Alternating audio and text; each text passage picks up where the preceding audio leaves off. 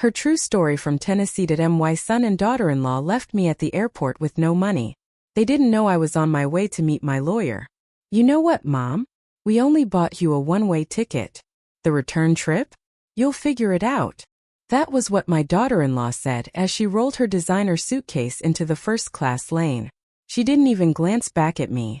Just smiled, that sharp kind of smile people wear when they think cruelty is honesty, when they convince themselves they're doing you a favor by cutting you down. You've got a phone, she added. Call someone to pick you up. Or sell it. That'll cover a Greyhound ticket, right? And with that they were gone. Gone through the security checkpoint. Gone into the tunnel of gates and duty-free shops. Gone into the world of selfies and vacation cocktails. Gone with every ounce of dignity I still held in their eyes. I stood there in the middle of Nashville International Airport clutching my purse tight against my chest. No suitcase. No boarding pass. No return ticket. Just a thin sweater and a printed itinerary that I now realized was nothing more than a prop. A cruel piece of theater. I had never been meant to come back with them. I had never even been meant to belong on this trip. The noise of the airport swallowed me. Boarding calls echoing overhead. Suitcases rattling across polished tile. Laughter in a language that no longer felt like my own. I stood frozen, a statue in a place that never stopped moving. Strangers passed by, eyes sliding over me then away. One woman met my gaze and offered a polite smile, only to let it fade into pity when her eyes fell on the empty space at my side where a suitcase should have been. I had never felt so invisible. I wanted to disappear, and for a moment I did. Just hours earlier I had woken up believing I was part of something. A family trip, they had called it, a healing getaway after the funeral. My husband, God rest him, had passed just 2 months ago. 42 years married. We buried him on a rainy Monday. They said I should get out of the house, get some air and stop crying all the time. They said this trip would be good for me. So I went. I sold the last set of pearls he gave me. Used the money to help with the flights. As a group effort, they told me, smiling. Everyone's pitching in, but I never saw a receipt. I never saw the return booking, and I never questioned it because I was taught to trust family, even when they stopped treating you like one. At check-in, I noticed Tanya's mother had a priority tag on her bag. He had a first-class ticket. So did Tanya and my son Mark. I assumed we'd all be sitting apart for boarding convenience. Tanya said they would come back and check on me after takeoff. But that was before they scanned my ticket and told me it had already been voided. Sorry, ma'am. It shows here that there's no return trip under your name, the attendant said, eyebrows furrowed with that mixture of politeness and dread people use when they do not want to deal with tears. Had smiled at her. There must be some mistake. But when I turned around, they were already walking away. I followed them to the security line, still holding my little folder of travel documents. And that was when Tanya turned, sighed, and said the words that I now believe had been rehearsed. You know what, Mom? We only bought you a one-way ticket. The return trip. You'll figure it out. She said it like she was telling me what the weather would be tomorrow. And when she added the part about the phone, sell it if you need bus money, Mark didn't correct her. He didn't even look me in the eye. He just adjusted his sunglasses and kept walking. They left me there like an old receipt, used, discarded, unneeded. Stood there long after they disappeared through security. Too stunned to move, too proud to sit. I didn't cry. Not yet. I just breathed one shallow breath at a time. The last time I felt that kind of abandonment, I was 9 years old, waiting on a father who never came back from a short trip to the next town. And here I was again, full circle. Only this time I had raised the person who left me. People kept moving around me. The world didn't stop because I did. A man with a baby stroller passed by. A woman hurting. Teenagers in matching dance uniforms shouted over the din. Somewhere a flight to Orlando was beginning, final boarding. The sun was hitting the glass walls just right, and it hurt my eyes. I looked down at my phone, not because I expected a message from Mark. He wouldn't dare, but to check that it was still in my hand. It was the only thing I had left that said I existed, that I mattered. Thought about calling someone. But who? My sister passed years ago. My friends had their own grown children, their own pains. I wasn't about to call anyone and admit that I had been left behind at an airport by my own family. No, I would not hand them my humiliation.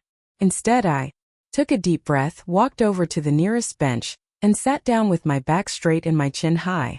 I might not have had a ticket home, but I had something else. Tucked in my bra right next to my heart was a small envelope. Inside was the business card of a lawyer, my husband's old friend, someone I hadn't seen in years but who had always said, "If you ever need anything, Blake, you come find me."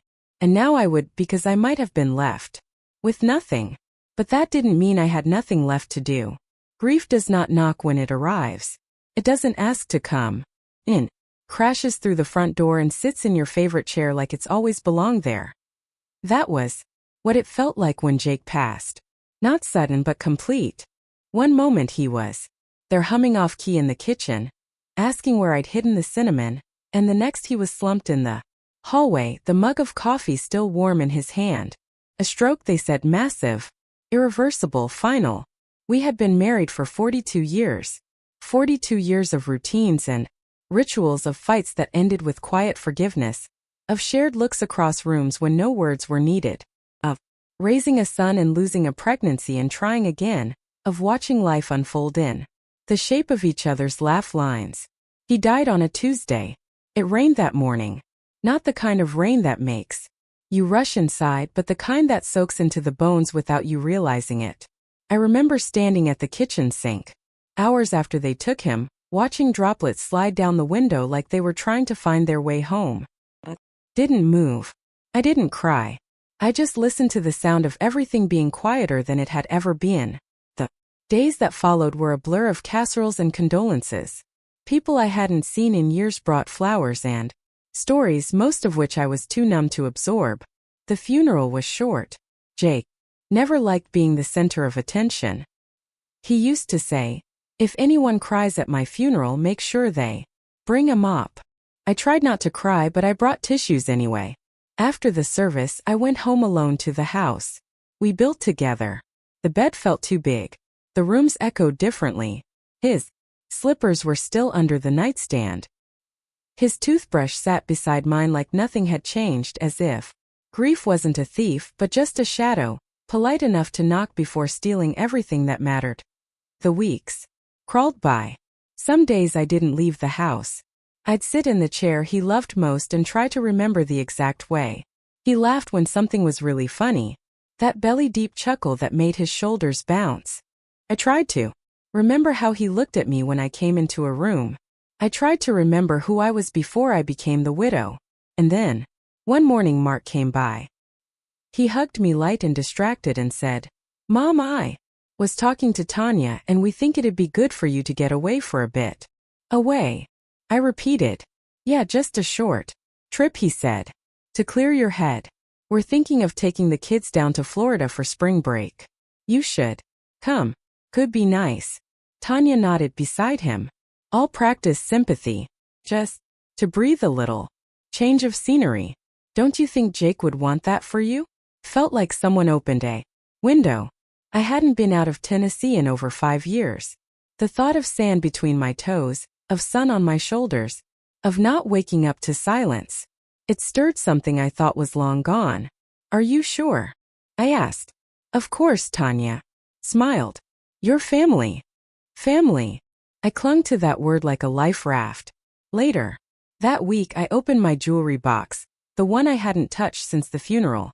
Nestled in the corner was the gold wedding band Jake had given me on our 10th anniversary.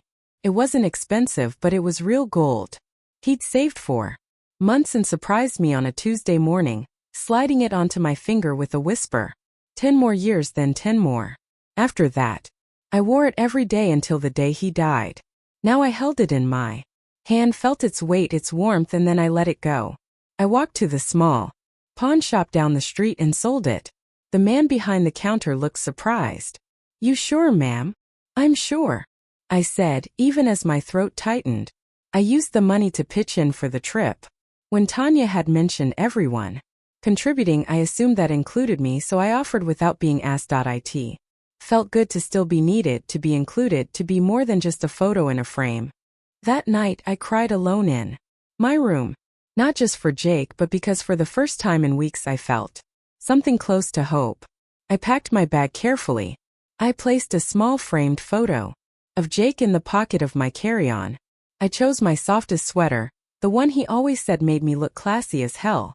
I folded a beach towel I hadn't used in years and tucked a paperback I'd been meaning to read for months into the front pocket. And before I zipped it all shut, I placed a folded tissue in the top flap just in case. I didn't know that by the time I reached the airport, all of it, the bag, the towel, the hope, would be gone.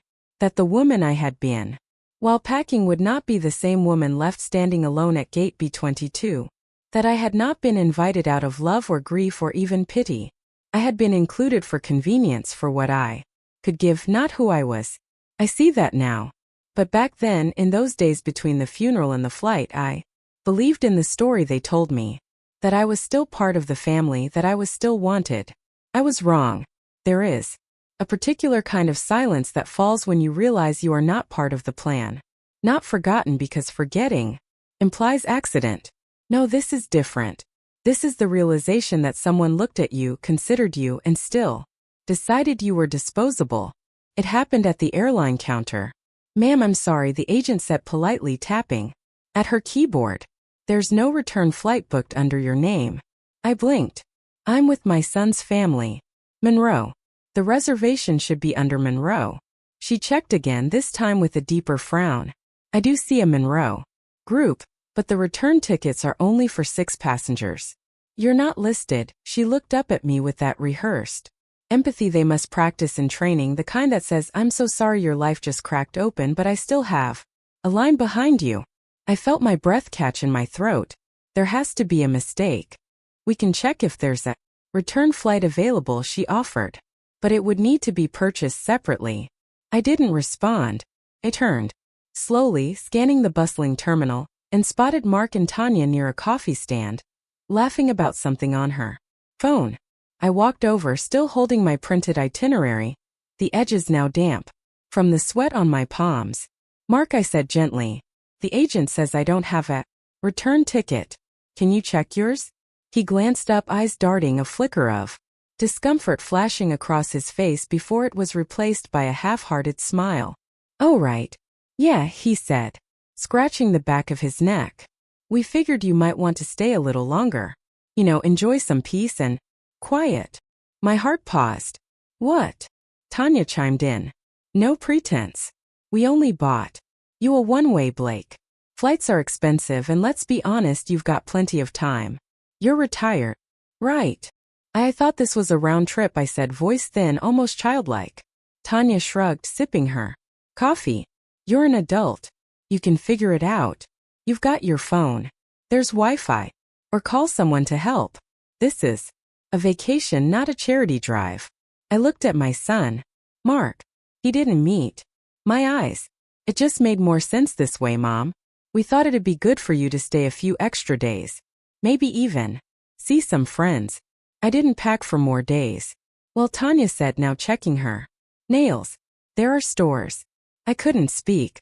I just stood there clutching that worthless itinerary like a shield. I realized then that I didn't have my suitcase. They had checked their bags together at the curbside drop-off. Tanya had waved off my small carry-on and told me, "Let us handle it, Blake. Just relax." It was probably still in the trunk. They hadn't just left me without a return flight. They had taken my luggage too. "Where's my bag?" I finally asked. Mark looked at Tanya. She looked back at him. Then she said, "We're checking it with ours, but we can get it back to you later if you stay longer." I stood there stunned. "So I don't have a flight. I don't have my things, and you didn't think I'd need to know that before we got to the airport." "You're overreacting," Tanya said flatly. "You said you wanted to be included." "Well, this is how we do things flexibly," Mark added. "We didn't mean anything by it. You're just so emotional since Dad passed, and we thought this would be easier." "Easier for who?" I asked. Neither of them answered. Instead, Tanya reached down, zipped up her designer bag, and said, "We've got to head to security. Our boarding group's almost up." And that was that. They walked away. No hug, no apology, No recognition that I had been reduced to an afterthought with a boarding pass. I stood frozen as they moved toward the TSA line. Tanya's heels clicked confidently against the tile, each step echoing her indifference. Mark walked beside her, carrying nothing but a sleek carry-on, his face a mask of emptiness, not even the hint of shame. For a moment it felt like the ground had vanished beneath me. I was sinking, not into silence, not into solitude, but into a deeper kind of loneliness. The kind that comes when the very people who should love you most discard you like luggage left behind. A woman pushing a stroller brushed against me and murmured an apology. I nodded, but no words came. My hands trembled as I pulled myself out of the stream of travelers and sank onto a bench pressed against the wall. I didn't cry. I was long past tears. Instead, I opened my purse and pulled out my phone. Not to call them. Not to call anyone in the family. I opened my notes app and typed a single line. This will be the last time I trust them. Then, with hands still shaking, I scrolled to a contact saved under the name Junior Lawyer. Jake had introduced us years ago, back when he was still working. Junior had helped with our mortgage, our wills. And I remembered what he once told me. If you ever need anything, Blake, I'll be there. I pressed the number. And I called. When he answered, I didn't say hello. I didn't explain. I said, I need to update my will. And just like that, my role changed. I was no longer the forgotten mother on a one-way ticket. I was a woman preparing to reclaim her voice. I looked at the boarding monitor. Their flight was on time. So was mine. Just wasn't headed where they thought. I did not follow them to the gate. I sat on that bench in the airport terminal until their flight disappeared from the departure board, until the loudspeaker announced final boarding, and no more messages came through from Mark. Not that I expected one. He and Tanya had likely settled into their extra legroom seats, sipping complimentary orange juice, already posting filtered photos with captions about family time and recharging. But I wasn't part of that caption. Not anymore. I reached into the side pocket of my purse, past the folded tissues, the peppermints and the hand cream. My fingers found the envelope before I even looked, the one I'd kept tucked away for 6 years. It was something Jake and I called our break glass in case of fire fund. We started it after his heart scare. Just a few hundred at first, then we added to it quietly as we got older. A 50 here, a 20 there. Sometimes 100 slipped in after a tax return. IT was never meant for groceries or birthday gifts. It was meant for the day one of us had no one else to rely on and needed to move fast. I unfolded the envelope. $960. In cash, still crisp from the bank. It was not much, but it was mine and more. Importantly, it was enough that I flagged down a cab at the curb outside the airport, gave the driver an address I hadn't spoken aloud in years. 287 Jefferson Street, Monroe and Wade Law Office. He nodded and pulled into traffic. The cab smelled faintly of pine and something fried. I stared out the window as the familiar streets passed. Strip malls, gas stations, the aging heart of Tennessee where I'd spent most of my adult life. The last time I was at that law office, Jake had just retired. We had gone in to sign our first will. Back then it was simple. Everything to each other and then to Mark. We had been so sure of our legacy, so sure of our son. Now I wasn't sure of anything, except that the name on that paper no longer deserved what it promised. Junior was still there, older now, a little slower to stand, but his handshake still firm. Blake, he said, eyes widening with surprise. I haven't seen you in years. I was sorry to hear about Jake. Thank you, I said, sitting carefully. I'm here because I need to change my will. He raised an eyebrow. All right. Anything specific? I nodded. I want to remove my son and daughter-in-law from every part of it. He paused. You're sure? I'm sure. He didn't ask why. Junior had known Jake well enough to know I didn't do anything lightly. He just opened a folder, clicked his pen and waited. I'd like to add a new beneficiary, I continued. An organization, one that supports elderly people who've been mistreated by their families. He looked up. That's very specific. I've become very specific. He nodded again. We can absolutely do that. I'll need some paperwork from the organization. I already have it. I slid a printed pamphlet from my bag. One I had picked up months ago at the community center, never thinking I'd use. For myself. As he copied the contact details, I leaned forward. And while we're at it, I want to make sure that what happened to me being left behind, taken advantage of, is something I can legally respond to, not just emotionally. You mean financial exploitation? He asked. Yes, Elder. Abuse, I said clearly. Is there anything in the law that protects people like me? There is, he said, more serious now. Especially if the person being taken advantage of is a dependent or vulnerable adult. Did they access your funds directly? No, I gave it freely, I said, voice steady but under false pretenses. They led me to believe I was part of something I wasn't. He nodded. Slowly. We can explore that. At the very least, I can help ensure they never touch another cent of what's yours. Good, I said, because I want this change notarized, effective immediately, and I want it sent to a third-party executive. I don't want anyone in my family touching my affairs ever again. You got it, he started typing. For the next hour we went line by line through the old will, name by name, number by number. Every assumption Jake and I had built now dismantled. Not out of spite, but out of clarity. By the time I left, I had a new folder in hand, a new plan, a new understanding of who I could count on. I walked out into the sunlight and didn't feel weak. I felt clean. Flagged another cab and gave them the name of a modest downtown motel. Not where I would stay forever, just for the night. Enough time to rest. Enough time to think.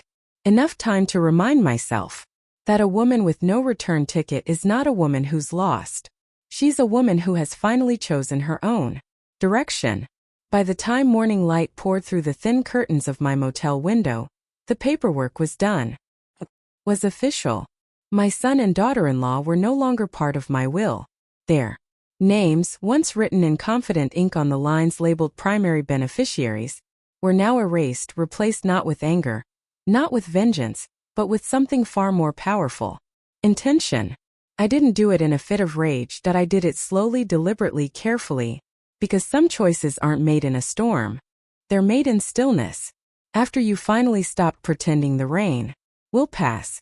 The night before, after leaving JR's office, I sat on the motel bed with the documents spread out before me. Pages and pages of numbers, clauses, signatures. My life reduced to columns and categories, but also for the first time in years my life under my control again. It wasn't a large estate, nothing worthy of headlines, but it was enough. The house Jake and I paid off. After 30 years.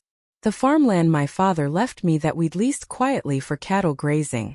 A handful of investment accounts we had tended like a backyard garden, and the savings I had kept separate, money he insisted I maintain. Just in case. Well, the case had come and now it would serve a purpose. I left it all to an organization called Elder Haven, a non-profit focused on supporting older adults abandoned or financially exploited by their families, housing assistance, legal protection, community programs. They helped women like me, and I knew I wasn't alone. I included a personal letter in the bequest, addressed to no one in particular, but written to every woman who might one day sit where I sat. Left behind, dismissed, treated like a burden instead of a blessing. If you are reading this, I wrote, you are not invisible. You are not crazy, and you are not done yet. That morning, before checking out of the motel, I called JR one last time. I want a digital copy, I said. Scanned and password protected. Sent only to the email I'll give you now. Do not share it with anyone else. Not even if they come asking. He didn't question me. Understood. Also, I added, I want the original stored at your office, locked, fireproof, with only you and the executive you named having access. You got it, Blake. And if anyone from my family contacts you, he didn't even pause, that I'll remind them they were removed by your own hand. I exhaled. It was done. The chain had been cut. Not in fury, but in quiet freedom. It's a strange thing, erasing someone you brought into the world from the future. You once dreamed for them. But the truth is, they were never meant to inherit what they tried to buy with disrespect. Inheritance isn't just about money. It's about trust. And trust, once broken, like mine had been, cannot be rebuilt with phone calls or flowers. It must be earned. And they had not even tried. Later that afternoon, I mailed copies of my documents not to my family, but to a safety deposit box I opened in my own name. I listed myself as the sole key holder. I changed the passwords to my accounts. I updated every emergency contact form that still listed Mark, and when the bank teller asked, "Would you like to add a family member for access?" I smiled. "No," I said. "Just me. Just me." Those 2 words had once sounded lonely, but now they sounded like survival, like strength, like starting over, not as someone's mother, someone's widow, someone's background presence, but as a woman reclaiming the story she still had the right to write. As I walked back to the motel to grab my bag, I passed a small park where children were climbing on jungle gyms, shrieking with joy. I sat on a bench for a moment, let the sun hit my face, and remembered something Jake used to say. Everything you plant won't grow, but what does that's yours. That's your legacy. I had planted enough. Now it was time to grow something new. I went back one final time, not to make a scene, not to deliver speeches, not even to say goodbye, just to take what was mine. Scheduled the moving truck for a Tuesday morning midweek when I knew Mark and Tanya would both be at work. I did not want to see their faces. I didn't want another performance of concern, another round of shallow apologies delivered too late. I wanted peace. I wanted silence. The house looked smaller when I returned. Or maybe I had just outgrown. The shutters needed repainting. The front steps sagged. The wind chimes Jake had hung still clinked softly against the breeze, but they didn't make me smile like they used to. Nothing did in that house anymore. I let myself in with the spare key, still hidden in the planter, exactly where we'd left it for emergencies. And this, I thought, qualified. The movers were fast and kind. I'd hired them myself from a town 2 counties over. I wanted no gossip, no small-town whispers. "I'll be taking just a few things," I told them. A chair, Jake's favorite, the one that molded to his back after decades of reading in it, a box of books, our wedding album, his navy cap, my mother's quilt, nothing else. Not the furniture we bought together, not the dishes that once held Sunday roast, not the mattress we replaced after 30 years because he said I deserved better, just the pieces that still felt like truth. I walked through the room slowly. The kitchen where I had baked every birthday cake. The living room where we had danced on our anniversary. Just the 2 of us, barefoot and tipsy. The hallway where Jake had fallen that day. Coffee still steaming in his hand. I didn't cry. Had cried enough. I left the keys in a sealed envelope on the kitchen counter along with a short note. "Don't call. Don't ask. I am exactly where I want to be." And then I left. The ride to the new place took under 2 hours, but it felt like crossing into another life. The sign out front read Willow Grove, independent living for seniors with dignity. I had toured it once before quietly with Jake. He wanted to make sure we had options, though I told him I'd never leave our home. "Maybe one day," he said, grinning, "if they have good pudding." Willow Grove had more than pudding. It had sunlight that poured through wide windows, hallways that smelled like lemon and not antiseptic, soft jazz playing in the common room, and people who looked up when you walked in, not through you but at you. "Welcome, Mrs. Monroe," the woman at the desk said, smiling. "We've been expecting you." It was the first time in months I'd heard someone say my name, like it mattered. I was shown to a corner unit with a view of the courtyard. My boxes were already there. My chair had been placed near the window. On the table was a welcome basket with jam, crackers, and a note, handwritten by the director. "Thank you for helping us make this place possible. Now it's yours too." Because what they didn't know, what Mark and Tanya would never know, was that Willow Grove had been funded in part by the very donation I made through Elder Haven. My estate was not just a transfer of assets.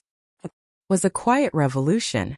I had built myself a place in the world where I would never again be forgotten, where I was not a burden, not a relic, just Blake. In the days that followed, I settled in. I joined the afternoon book circle. I met a retired teacher named Helen who made me laugh so hard I spilled coffee down my blouse. I started attending a watercolor class on Thursdays.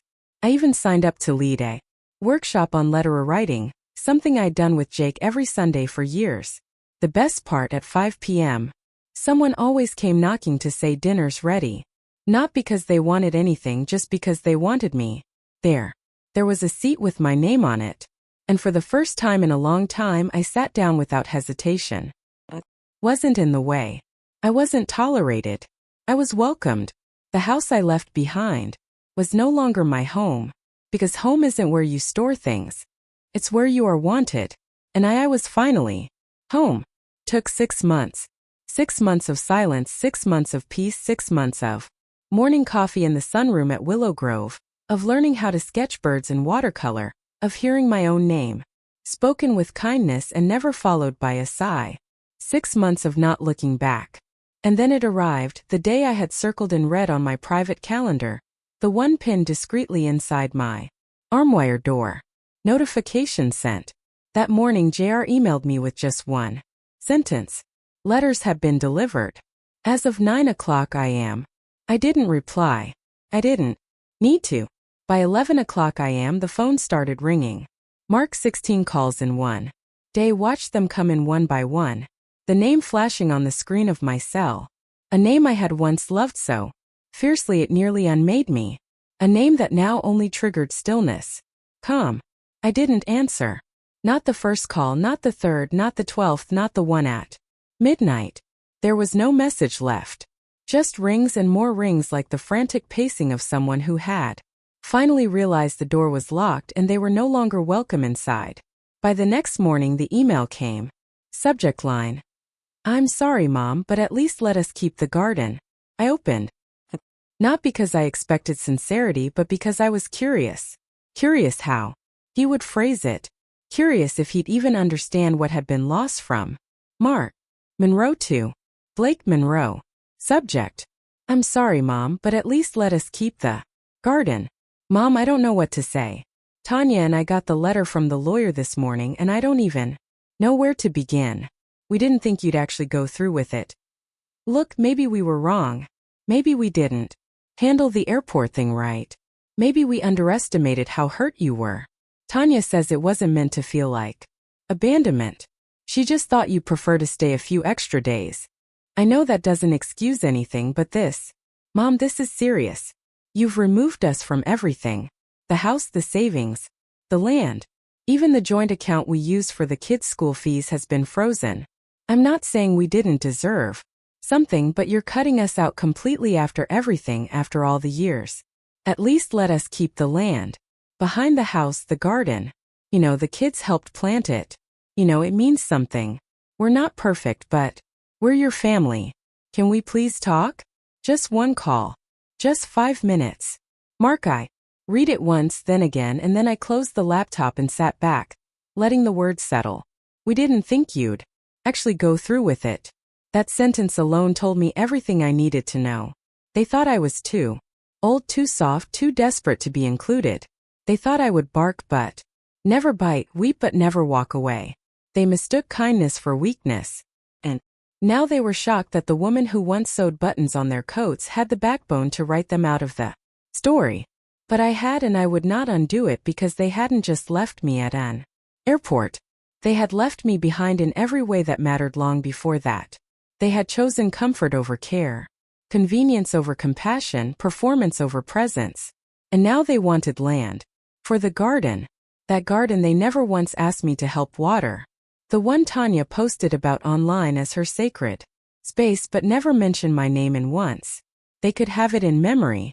Not, indeed, because it no longer belonged to them. It now sat under the care of Elder Haven, whose regional director had already visited the site and proposed turning the land into a therapeutic horticulture program for aging women with memory loss. My land, my choice, my legacy.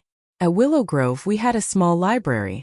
That afternoon I went there and pulled out a book of poetry. Wasn't even reading it.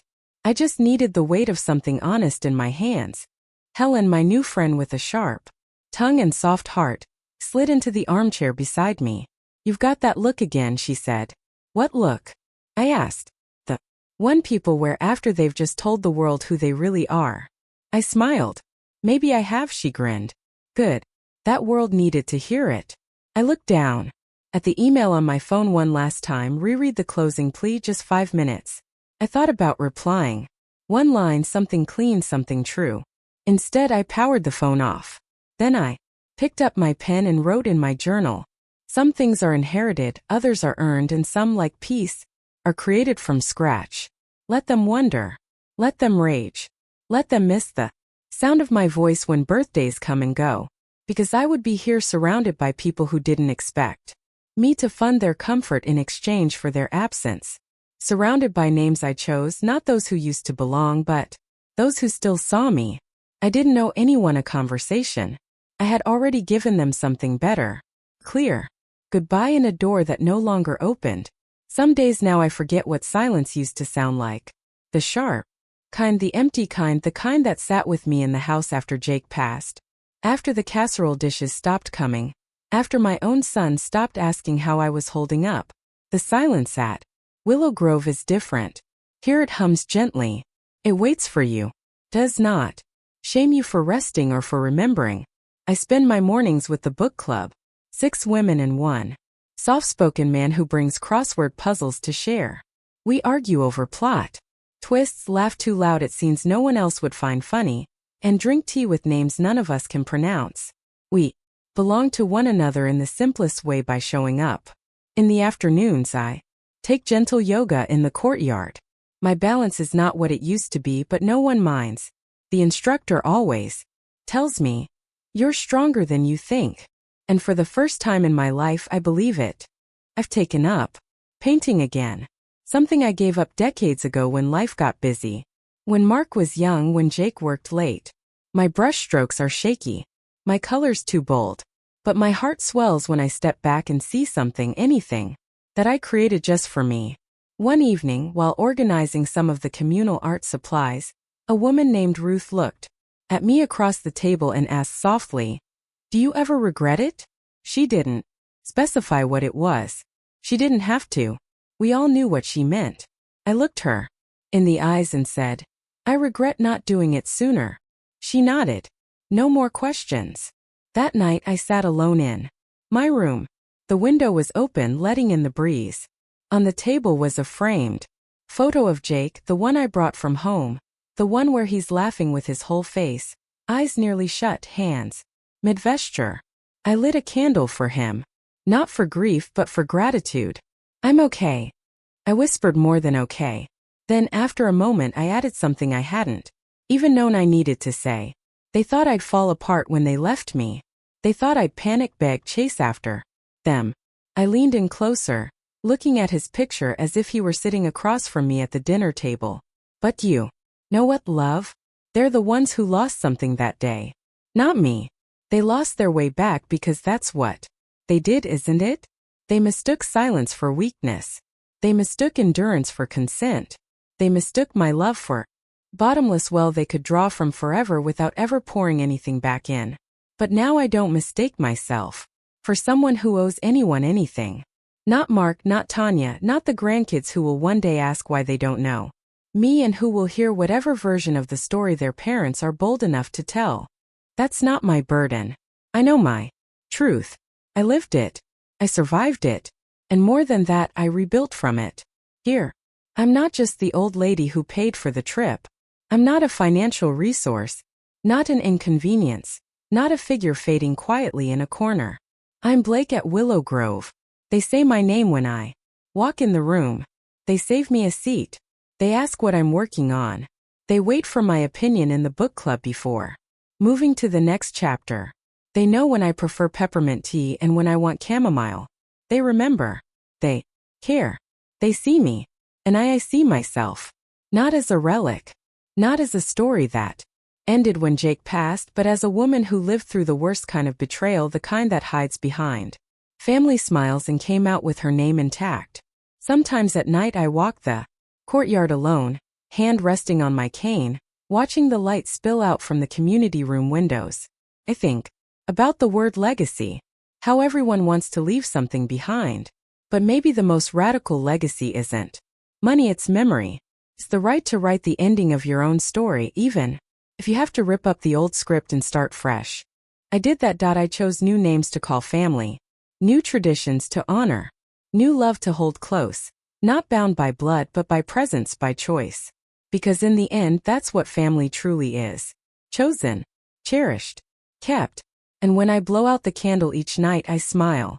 Not out of gratitude to those who tried to make me small, but to myself for standing tall, for walking away, for striking the match and watching their lies burn to ash. I chose myself. I chose peace. And I chose a family that would never abandon me at the gate. If this story made your heart ache, then lifted it again. Know this: you are not alone. If you've ever poured everything into a family that only remembered you when they wanted more, if you've ever been left behind and had to choose yourself just to survive, then you already know this truth. This is Grandma True Stories, where silence breaks, where forgotten women remember themselves, where pain hardens into power. So if you believe dignity does not expire with age, if you believe kindness is not weakness, if you believe truth still matters, even if it takes a lifetime to tell, then subscribe to Grandma True Stories today.